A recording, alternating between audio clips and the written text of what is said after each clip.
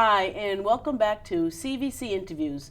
My name is Joyce Vaudreuil from Vernon, and today we're here talking with Sarah Winarski, and she's a representative from SunriseNortheast and also an organization called UCP of GreaterHartford.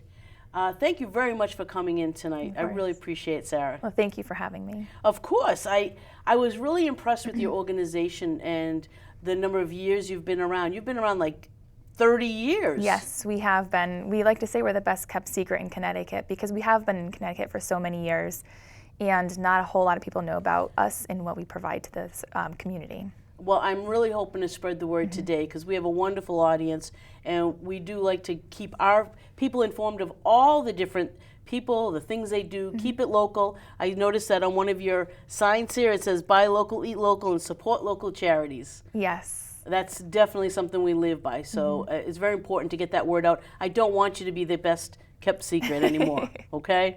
Let's see what we can do to help everybody. Thank you. You're welcome.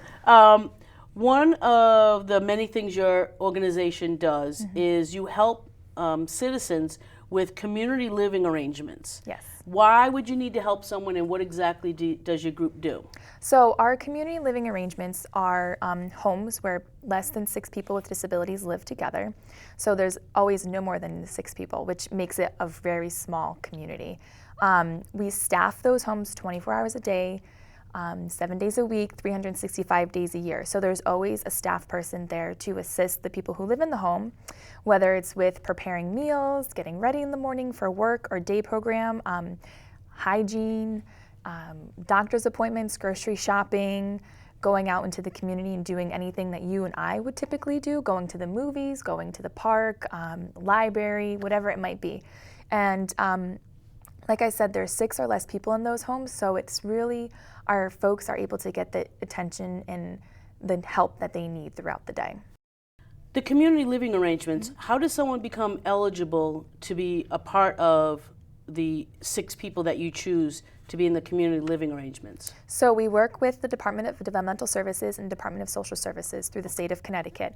And through there, we receive referral packets, and our executive director reviews those packets and reads about the person. They'll go maybe meet them if they think they're a good fit, and they want to make sure that we're a good fit and that they are a good fit, so that they're a good fit for the home that they may be living in. So they're essentially living with roommates, and we want to make sure everybody's going to mesh and live together and live in harmony and be happy with each other and be part of the community. So we work a lot with the state through those referrals. What type of disabilities does someone have that would live in these community living arrangements? So the people we serve adults, 18 years and older, who have a physical or intellectual disability. Majority of the people that we serve have both. So it could just be they're born with cerebral palsy, which is a physical disability, Down syndrome, people who may be on the autism spectrum, people just born with low or IQ levels based on their IQ score, people with disabilities such as Prader-Willi, and we have, like I said, people who come to us who have a multitude of disabilities, but that doesn't stop them from living their best lives because they have a ton of fun. They're out in the community. We have awesome staff, our direct support professionals who are taking care of them and making sure that their needs are met, and they're also, having fun every day. Of course. As someone who's worked in a high school with students with disabilities, I was always really concerned about them once they left high school. So do you work with the high schools directly, or is that indirectly through the packets through the development disabilities organizations? That is through the information that we get from the state Department of Developmental Services. But we do provide supports in our day program. We have a day program in Hartford, so we have had a number of high school students come in through that program, specifically students who live in Hartford, because that program's located in Hartford. So we have worked with students that 18 to 21-year-old range where they're starting to lose the services that they may have gotten from their school or their town, and that's where we pick up and fill in, specifically with day services. So the day services that you provide, you touched on that. Are these day services including attending workshops or learning skills, helping them get to their jobs? Do you have job shadowers also? We don't have job shadowers, but we do have a handful of people who will go out into the community and do volunteer work. So we have some who go out a couple days a week. They come to our day program in Hartford, and then once they're settled in, they'll go back out with their staff direct support professional, and they will go volunteer at the library or at the YMCA. We had one gentleman who was actually going to the YMCA to work out. We've had a handful of individuals go and stuff backpacks for kids in the beginning of the school year. So the people that are physically capable and able to get out into the community, we are able to do that with them during the day program. What type of volunteer would you need to help these people do these things? Do you need someone to drive them, or, like what if someone's out there saying, "Oh, I'd like to help out." I know a lot of teachers do a lot of volunteer work. Yes. So, what type of volunteer activities specifically for the living community would you be looking for? So we have a range of activities. We can have a single volunteer coming in and maybe doing art and craft project. Maybe it's once a week.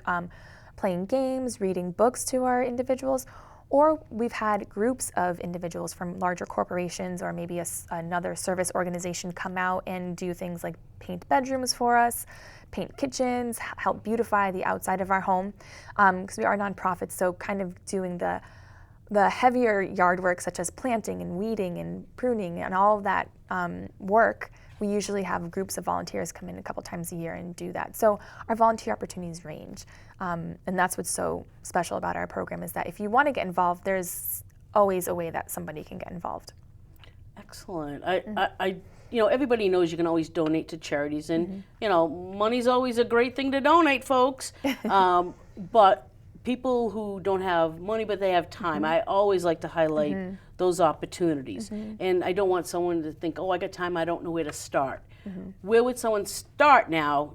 Would it be your webpage? Do you have a specific person for them to reach out to? They would reach out to me. They can always go to our website, or either our sunrisegroup.org website, or reach out to me specifically and call our Hartford office. The number is on the website, and they can speak to me about what volunteer opportunities we have available at that time. Wonderful, Sarah. Thank you. Your name and the web pages will be available on the at the bottom of the screen, but also at the end of the show for people to reach out to you. Great. I think it's just wonderful. There's so many people that can't quite live on their own.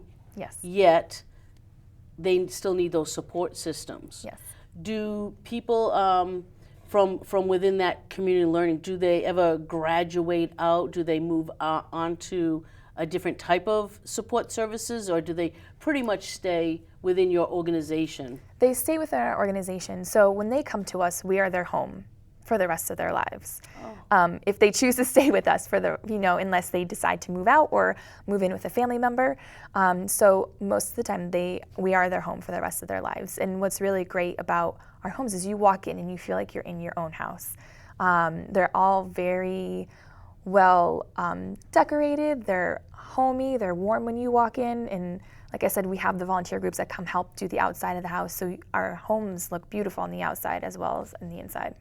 Do the people that live there, do they cook their own meals? Do they have someone cook for them? Some of them do. They help cook. Our direct support professionals, that's part of their job description, and part of what they do to help take care of the individuals that they serve is to cook the meals for them.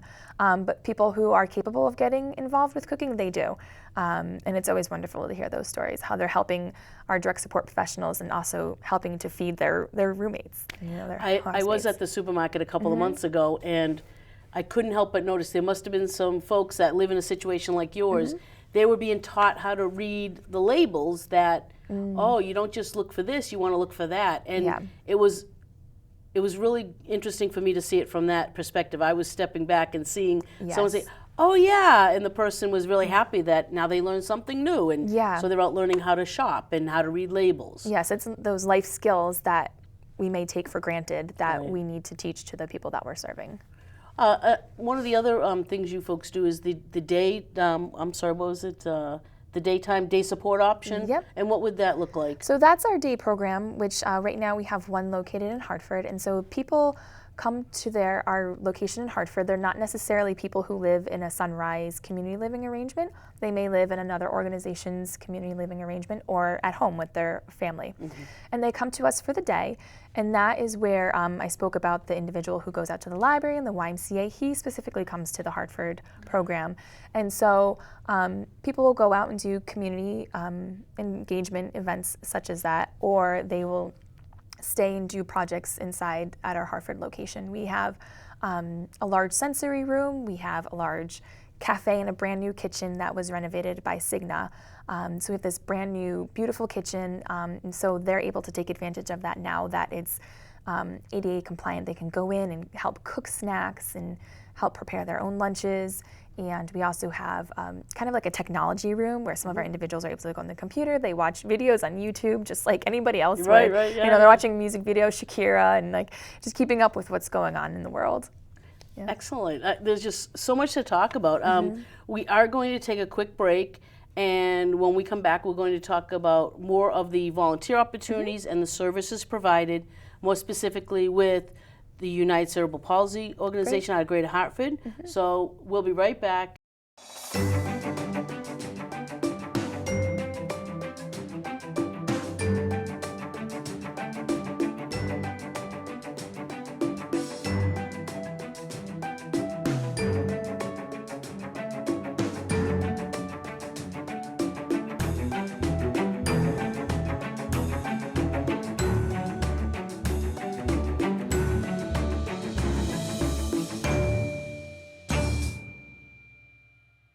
At Community Voice Channel, you learn television production with hands-on experience. Our programming comes from volunteers just like you. For more information on how to volunteer, call 860-645-1454 or visit www.cvcct.org. Don't just watch TV, make it.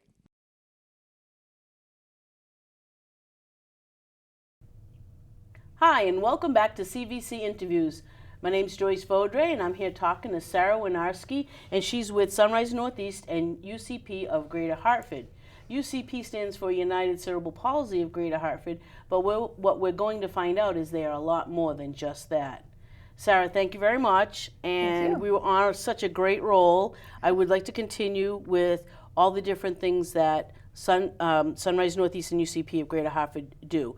We went into great detail about Sunrise and all the opportunities for people with disabilities 18 and older, focusing on individuals in the community living, but also in the day services. Yes. Another part of or affiliate organization is United Cerebral Palsy of Greater Hartford, also known as UCP. What are some of the things you folks do, and how did it come into fruition? Like, how did you partner up with them? So UCP of Greater Hartford, the name can be a little bit deceiving because way back when UCP started, before I even became involved with the organization, it became an organization to serve people with cerebral palsy, but now we serve people with all types of disabilities, and that's what makes it such a great fit to work with Sunrise Northeast. It's evolved to incorporate. Excellent, excellent. And so Sunrise Northeast and UCP became partners back in the 80s when Sunrise started to provide services in Connecticut because UCP was having some financial issues. Just the UCP of Greater Hartford was having some financial trouble. So Sunrise came in and said, we want to really help this organization because they provide such a great service to our community. We don't want to see it to go away. We want to have it to continue to provide services. So we started to partner back in the 80s, and now we work together. We share staff, we share resources. They're two separate organizations, but because we're able to share the staffing and resources, it makes it a good fit. One of the things you folks do that helps the community is Camp Harkness. Yes. And is that for anybody? Is there an age restriction? What are the requirements to go to Camp Harkness? So Camp Harkness is 18 years and older. We actually have a week where we provide some, camp for 18 to 21-year-olds. I call it the Kids Week because they're younger than me, and they all get together and they go for 1 week of camp, and it's kind of those those kids, like we talked about, that are not receiving the services from their school or town anymore. They're kind of in between. So we're able to provide a really fun week for them. Camp operates we have 1 week sessions, and then we have 1 2-week session. And most of our other campers are adults way into their adulthood, their 30s, 40s, 50s, 60s, 70s. We have campers who have been attending camp since they were children. So it's really just a really cool experience. It's really neat to go see and visit, and we always welcome visitors to come and check it out. So not only visitors, but I would imagine you need a lot of volunteers. So beside the certified staff, I'm sure you have, you would need volunteers to help get the camp set up and maybe run throughout the summer? Yes, so each year we do a field day, which helps students from like Hartford and the East Hartford school districts. We focus on those because of some grant funding that we receive, so it helps them get down to camp for a day just to see what it's like, so that they're comfortable with it and their parents are comfortable with it, because that's the hardest part, is as a parent sending your kid away for a week when they've never been away from you. I couldn't imagine. And tough. So it's and for the guidance counselors and teachers to come down and see what those students are going to be doing. So each summer we're doing 1 or 2 field days where we use volunteers for that. We have wonderful partners that we've been working with, and we always welcome more volunteers for those days. We also would welcome volunteers to come down to camp for a day and do some activities, go down to the beach, and just interact with the people that are campers down at camp. I'm sure the campers not only love the interaction with the staff, but to see people that are similar to them well into their, as you said, 70s. Yes. Like, just because you have a disability doesn't mean you can't have fun. Exactly. Can't go to camp, can't have fun. So what a great way to show people that not only the other people, but people with disabilities. Yes. This can be, you can have a well-rounded, fun life no matter what. Yes. I would imagine you have a lot of fundraising things to do. I think one of the ones we talked about at the beginning, and I missed it before, was you have a wine tasting. We do. So we do a wine tasting event in the fall, and that is focused on our Sunrise organization. Sunrise, okay. Yes. So we do that event to help raise funds for sensory stimulation equipment, stuff that we don't necessarily have the funds for through our other funding avenues. And that's really what we focus on for that. Is the race, I see you have an annual race that's usually held in June. Yes. So is that a big fundraising event for you? Yes, it is. That's our largest fundraising event. That is typically the second weekend of June, and it's in Manchester. It's all the funds raised from that event go to Camp Harkness. So it goes towards camperships, because we do about 50% of our campers, we serve 168 campers a summer. About 50% of them ask for and receive financial aid from us. So the race goes towards the campership fund that we have, and we also do a lot of grant writing to make sure that our campers who are looking for funding are able to go to camp.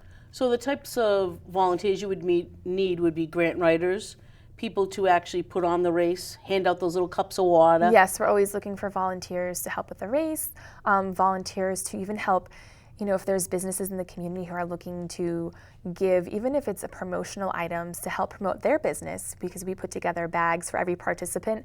So people can come they can drop stuff off, or we'll pick it up and we'll put it in the bag. So every person that comes to the race is going to get that business's piece of promotional material. Wow. I like the sponsorship opportunities too, because a lot of businesses for race sponsorship, but also it's kind of equivalent to like paying for a flag and a tee on a golf tournament. Yes. Here you can be a major sponsor, and who doesn't want to be a diamond sponsor? I know, it's very fancy. That's a very fancy title, and it's a great way to help out an organization that can't always buy things from grant money. Yes. As someone who's written a few grants, they can be very restrictive yet generous. They are. So as long as you can get that right fit, that would be great. With the organization of UCP, is that something that you still pull in from organizations with adults with cerebral palsy and other disabilities? Yes. So we provide supports through camp with people who have a wide range of physical and intellectual disabilities. Now, I have a friend whose son has cerebral palsy, and he's only 3 years old, but is this something that is only for adults? You have to be 18. You can still be a student, but you have to be 18. Yes. So our camp is licensed to be 18 and over, and because of state regulations and everything like that, we focus on the 18 and over age group for our camp.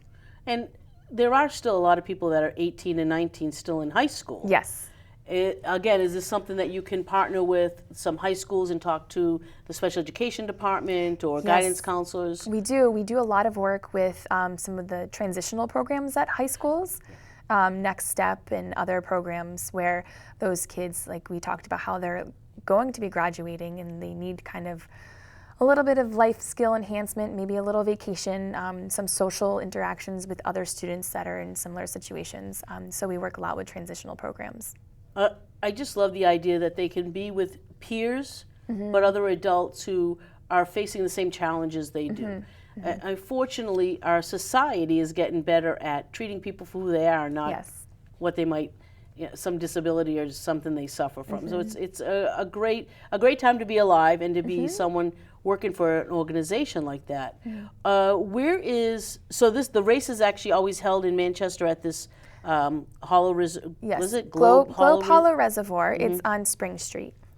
And that's where you guys always do your race? Yes. Do you have another location, or are you guys all based in the same building that you work out of? We have, so in Connecticut, we have our office in Hartford, and then our community living arrangements are throughout Connecticut. We have about 26 throughout Connecticut. Wow. From as far west as New Milford. We have a handful on the shoreline like Waterford, New London area. Then a majority of them are around Manchester, East Hartford area, up towards this part of the state. And Camp Harkness is in Waterford. So we are all over the place. Wow. We are part of a larger organization that provides services in 6 other states, and we're headquartered out of Florida. It's wonderful to hear about a group and an organization that's been around for almost 40 years, still being able to help people. It looks to me, based on the fact that you're doing so many different types of things that weren't around years ago, you're evolving and changing. Are there people that cross over from people who've been to Camp Harkness and then they find out about Sunrise and the families start to talk about maybe arrangements with you folks? It's actually the opposite way. Really? We actually have a number of people who live in the Sunrise community living arrangements who go to Camp Harkness. So it's vice versa. So it's actually really nice to see that has evolved over the years since I've been with the organization. And our camp coordinator and our camp director have done a great job of reaching out to people that we provide supports to through our Sunrise organization to come to camp, because it's a great way for them to have their little week away. Now, for folks going to Camp Harkness, since it's down in Waterford and we're in central Connecticut, is there transportation available? Can you provide transportation? Depending on the situation, we could probably provide transportation. Typically, the people that come to camp are living in another community living arrangement, and that they will bring the individual down to Camp Harkness. Oh, okay. There's usually a lot of equipment and all of their stuff for the week, so we want to make sure that people are coming with everything that they need and everything's together and right for that person, so that they don't have to go back and get it after they've already driven an hour and a half down to camp. So we can provide transportation, but we prefer that people come down with their direct support professional who knows them and can drop them off and give them a proper goodbye and make sure everything's there. And all of this is on your webpage, the directions, the information. Mm-hmm. You have 2 different web pages that are both helpful. You have the sunrisegroup.org. Yes. And you also have the UCP of, what is the web page? UCP Hartford.org. Hartford.org is another organization. So even though they're 2 separate 501 501c3. 501c3s. Both organizations share people, the building, office supplies. Yes. In-kind donations are shared with both organizations. But if someone wanted to, they could do a direct, I want my money to go to Yes. If whichever. somebody gives us a gift, they can designate it as long as they let us know in whatever they send in, a check or whatever it is, they send us a note letting us know they want to designate it to somewhere specific, whether it's sensory stimulation equipment for the day support program in Hartford, or if it's sometimes our homes need couches. Sure. People in wheelchairs, they may not always get around the corner, a tight corner, and we have lots of wear and tear on our furniture. And if somebody wants to give towards Camp Harkness, they can designate it to camperships or to put towards the the bill for food because we were providing food every single meal at camp. You know, I and didn't even other, think about you that. know, Food, yeah, food, swag bag and food. Yeah, and the equipment, the medical equipment that we need, and the program supplies. Sure. Yeah. Well, thank you very much for coming in. Thank you. Is there anything we didn't talk about yet? I think we touched on everything. I just want to let everybody know that the 5K is a huge, fun event, and we really hope that people consider coming out and doing that, and check out the website. Check out our Facebook pages too. We have 2 separate Facebook pages, one for Sunrise Northeast and one for UCP of GreaterHartford. So if you go on those Facebook pages, you'll always be getting information about our events and what's going on. Excellent. Thank you so much for coming in.